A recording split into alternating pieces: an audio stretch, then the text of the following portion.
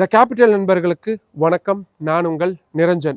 பாஜக அதிமுக கூட்டணி அப்படின்றது பொருந்தா கூட்டணி. அதிமுகவுக்கு தாவேகா கூட கூட்டணி போகணும் அப்படின்றதா விருப்பம். ஆனா அது செய்ய விடாம பாஜக தான் தடுத்துக்கிட்டு இருக்கிறாங்க. பாஜக தான் தங்களோடது ஆக்டோபஸ் கரங்களை வச்சு அதிமுகவை இருக்கிறாங்க அப்படின்ற மாதிரியான தகவல்கள் தொடர்ச்சியா தமிழ்நாடு அரசியல் களங்கள்ல நம்ம பார்த்துக்கிட்டே தான் இருக்கிறோம். ஆனால் இதுக்கான உண்மையான காரணம் என்ன அப்படின்றத பற்றி நான் சில சோர்ஸுகள் கிட்ட கேட்கும் பொழுது எனக்கு சில சர்ப்ரைஸான தகவல்கள்லாம் கிடைச்சிது. அதைத்தான் இந்த வீடியோவில் நம்ம இன்னைக்கு விரிவாக பார்க்க இருக்கிறோம். அதுக்கு முன்னாடி நம்ம சேனலில் இன்னும் நிறைய பேர் சப்ஸ்கிரைப் பண்ணாமல் பார்த்துக்கிட்டு இருக்கீங்க. உங்களுக்கே தெரியும், உங்களுடைய ஆதரவை நம்பி மட்டும்தான் டெல்லியிலிருந்து எங்கக்கூடிய முதல் தமிழ் யூடியூப் சேனல் அதை நடத்திட்டு இருக்கிறேன். இப்போ இந்த மாதிரியான முக்கியமான தகவல்கள் உங்களுக்கு உடனுக்குடன் வந்து சேரணும் அப்படின்னா நம்ம சேனலை சப்ஸ்கிரைப் பண்ணிக்கோங்க. வாங்க நம்ம வீடியோக்குள்ளே போகலாம். பாஜக அதிமுக கூட்டணி இருந்தாலும் கூட எப்படா அந்த கூட்டணியை விட்டு வெளியே வருவோம் அப்படின்றதான் அதிமுகவுக்கான மிக முக்கியமான கருத்தாக இருந்தது. அண்ணாமலை அவர்களுடைய செயல்பாடுகள் அதை பற்றின விமர்சனங்களை முன் வச்சு எப்படியோ அந்த கூட்டணியிலிருந்து உடச்சிக்கிட்டு வெளியே வந்திருந்தாங்க. ஆனாலும் கூட பாரதிய ஜனதா கட்சி அதிமுகவை விடுறதா இல்லை. ஏன்னா பாஜகவை பொறுத்த வரைக்கும் தென் மாநிலங்கள்ல அவங்க கோலோச்சனம் அப்படின்னா அதுக்கு மாநில கட்சிகளுடைய ஒத்துழைப்பு இருந்தால் மட்டும்தான் அதை செய்ய முடியும். நீங்க எடுத்துக்கோங்க, கர்நாடகா எடுத்துக்கோங்க, ஆந்திர பிரதேசம் எடுத்துக்கோங்க, தெலங்கானா எடுத்துக்கோங்க, தமிழ்நாடு எடுத்துக்கோங்க, கேரளா எடுத்துக்கோங்க. அங்கே இங்கே எங்கேயுமே அவங்களால தன்னிச்சையாக கோலச்சவே முடியாது. அவங்க மாநில கட்சிகளுடைய முதுகில் சவாரி செய்யக்கூடிய வேலைகளை தான் பாரதிய ஜனதா கட்சி பண்ணிக்கிட்டு இருக்கிறாங்க. தமிழ்நாட்டை பொறுத்த வரைக்கும் கூட்டணி இல்லாமல் நிற்கிறாங்கன்னா எந்த தொகுதியிலுமே டெபாசிட் கூட வாங்க மாட்டாங்க அப்படின்ற மாதிரியான நிலை தான் இருக்குது. ஒட்டுமொத்த இந்தியாவை பொறுத்த வரைக்கும் எல்லா மாநிலங்கள்லையும் நாடாளுமன்றத்திற்கு பாரதிய ஜனதா கட்சியினருக்கான ரெப்ரசன்டேட்டிவ், அதாவது நாடாளுமன்ற உறுப்பினர்கள் அப்படின்றது இருக்கிறாங்க. தமிழ்நாடு மட்டும்தான் முட்டையை பரிசா கொடுத்திருக்கு பாரதிய ஜனதா கட்சிக்கு. அதனாலேயோ என்னவோ தமிழ்நாட்டை எப்பொழுதுமே பாரதிய ஜனதா கட்சி ஒரு ஈகோயிஸ்டிக் ஸ்டேட்ல தான் இந்த மாநிலத்தை அணுகக்கூடியதை நம்ம கண்கூடா பார்த்துக்கிட்டு இருக்கிறோம்.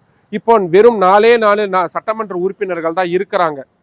2026 சட்டமன்ற தேர்தலில் அந்த இடங்களும் போயிருச்சு அப்படின்னா இந்தியாவுடைய ஒரு பெரும் நிலப்பரப்பு பாஜகவை முழுமுற்றா ஒதுக்கி தள்ளிட்டாங்க அப்படின்ற ஒரு பேர் வந்துடும். அப்படி வந்துச்சுன்னா தேசிய அரசியல்ல பாரதிய ஜனதா கட்சிக்கான ஒரு கெட்ட பேராகவும் ஒரு கருப்பு பக்கமாகவுமே அது இருந்துகிட்டு இருக்கும். அது நிகழ்ந்துடக்கூடாது அப்படின்றதுனாலதான் அதிமுகவை தங்கள் பக்கமே எப்பவுமே இருக்கணும் அப்படின்றதுக்காக இறுக்கி அணைச்சிக்கிட்டு இருக்கிறாங்க பாரதிய ஜனதா கட்சி. ஆனா இதுக்கு அதிமுக ஏன் சம்மதிக்கிறாங்க அப்படின்ற ஒரு கேள்வி எழும். உடனே எல்லாரும் பொதுவெளியில எல்லாரும் சொல்லக்கூடியது என்ன, அதிமுகவுடைய நிறைய தலைவர்கள் மேல நிறைய குற்றச்சாட்டுகள், ஊழல் புகார்கள்லாம் இருக்கு. பாஜக அதையெல்லாம் தூசி தட்டிடுவாங்க, கூட்டணியை விட்டு இவங்க விலகிறாங்கன்னு தெரிஞ்சா உடனடியா நெருக்கடி அப்படின்றது கொடுக்கப்பட்டுரும். இடி வந்துடும், சிபிஐ வந்துடும், இன்கம் டேக்ஸ் வந்துடும் அப்படின்ற மாதிரியான நிறைய விஷயங்கள்லாம் இருக்கு. அதெல்லாம் ஓரளவுக்கு உண்மை அப்படின்னாலும் கூட இன்னொரு மிக முக்கியமான காரணம் அப்படின்றதான் எனக்கு தெரிஞ்சிருக்கு. ஏன்னா சமீப நாட்களாகவே தொடர்ச்சியா அதிமுகவுடைய பொதுச் செயலாளர் எடப்பாடி பழனிசாமி அவர்கள் டெல்லிக்கு வந்து அமித்ஷா அவர்களை சந்திச்சதுக்கு அப்புறமா தொடர்ச்சியா அதிமுகவுடைய தலைவர்கள் டெல்லிக்கு வந்து முகாமிட்டு பாஜக தலைவர்களை சந்திச்சுக்கிட்டே இருக்கிறாரு. அதுல மிக முக்கியமா மத்திய உள்துறை அமைச்சர் அமித்ஷா அவர்களை சந்திப்பு அப்படின்றது தொடர்ச்சியா நடந்துகிட்டே இருக்கு. இன்னொரு பக்கம் பாஜகவுடைய தலைவர்களும் அதே மாதிரி டெல்லிக்கு வரவழைக்கப்பட்டு இந்த தகவல் பரிமாற்றம் அப்படின்றது நடந்துகிட்டே இருக்கு. ஃபர்ஸ்ட் 2-3 மீட்டிங்க்கு என்னால் பெரிய அளவில் இன்ஃபர்மேஷன்ஸை கலெக்ட் பண்ண முடியல, கேதர் பண்ண முடியல. அதுக்கப்புறமா நடந்த மீட்டிங்க்கு அப்புறமா நாடாளுமன்ற குளிர்கால கூட்டத்தொடர் நடந்துகிட்டு இருந்த அந்த சமயத்தில் சில முக்கியமான நிர்வாகிகள் கூட உட்கார்ந்து மணிக்கணக்கில் பேசக்கூடிய வாய்ப்பு அப்படின்றது கிடைச்சிது. அதில் எனக்கு சில முக்கியமான இன்ஃபர்மேஷன்ஸை அவங்க ஷேர் பண்ணாங்க. அஃப்கோர்ஸ் அவங்க பேரை ரிவீல் பண்ணக்கூடாது அப்படின்னாங்க. ஸோ அதனால் நம்ம அதை எதையும் சொல்ல போகிறதில்ல. ஆனால் அவங்க சொன்ன விஷயம் அப்படின்றது ரொம்ப ரொம்ப முக்கியம். ஏன்னா மத்திய அமைச்சரவையில் அதிமுகவுக்கு இடம் கொடுக்குறோம் அப்படின்ற ஒரு சத்தியத்தை பாஜக செஞ்சுருக்காங்க. பாஜக இருக்கிற யாரோ ஒரு நிர்வாகி கிடையாது. இந்த சத்தியத்தை எடப்பாடி பழனிசாமி அவர்களுக்கு செஞ்சிருக்கிறது பாஜகவுடைய முகமாகவும் அரசியல் ராஜதந்திரியாகவும் இருக்கக்கூடிய மத்திய உள்துறை அமைச்சரான அமித்ஷா அவர்கள் தான்.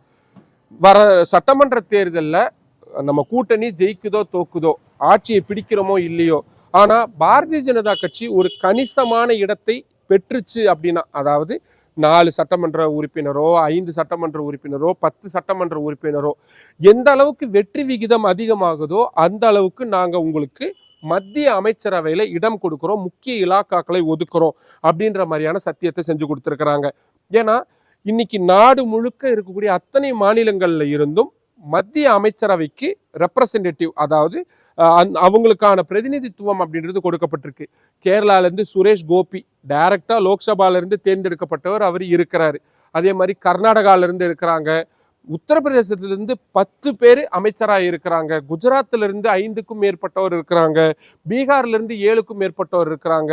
அவ்வளவு ஏன் ஆந்திராவிலிருந்து 3 பேர் இருக்கிறாங்க. தெலங்கானால இருந்து 2 பேர் இருக்கிறாங்க.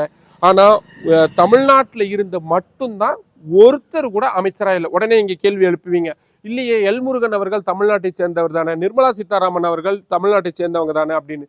எல்முருகன் அவர்களும் நிர்மலா சீதாராமன் அவர்களும் ராஜ்யசபாவுக்கு, அதாவது மாநிலங்களவைக்கு வேற மாநிலங்கள்ல இருந்தா தேர்ந்தெடுக்கப்பட்டிருக்காங்க. நிர்மலா சீதாராமன் கர்நாடகா மாநிலத்தில இருந்தா தேர்ந்தெடுக்கப்பட்டிருக்காங்க. ஸோ அவங்கள டைரக்டா தமிழ்நாட்டை ரெப்ரசன்ட் பண்றவங்க அப்படின்னு கணக்கில் கொள்ளப்படாது.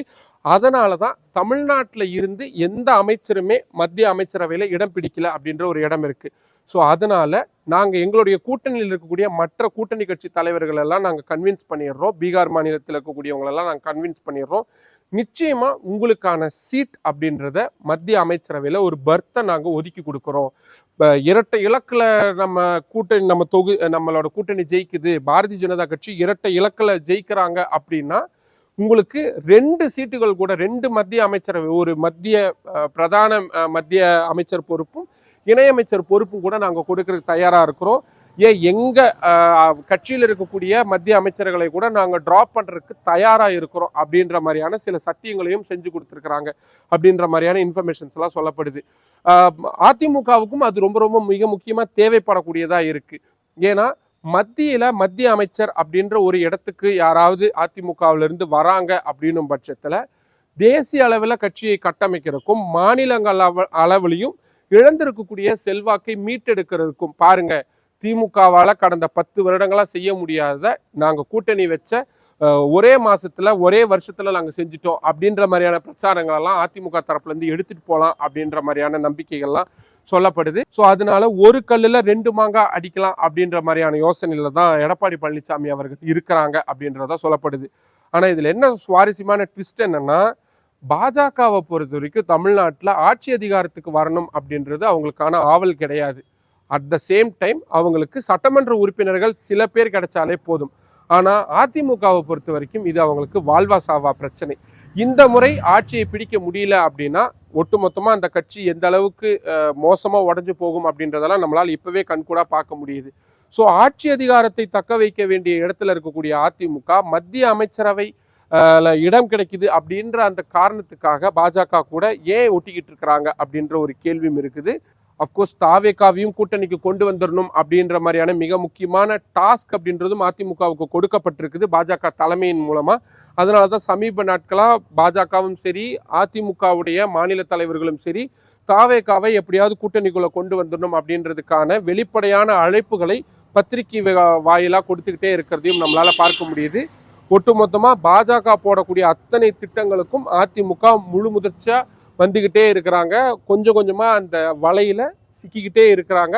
அந்த வலையுடைய அடுத்த ஒரு பின்னல் அப்படின்றது தான் மத்திய அமைச்சரவை பதவி அப்படிங்கிறது. 2026 சட்டமன்ற தேர்தலுக்கு பிறகு தேசிய அளவில் நிறைய மாற்றங்கள் வர இருக்கு.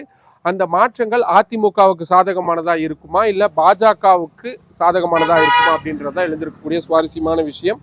இதை பற்றி நீங்கள் என்ன நினைக்கிறீங்க? இதை பற்றி உங்களுக்கு தோணக்கூடிய கருத்துக்களை கீழே கமெண்ட் பாக்ஸில் சொல்லுங்கள். மற்றும் ஒரு வீடியோவில் சந்திக்கலாம்.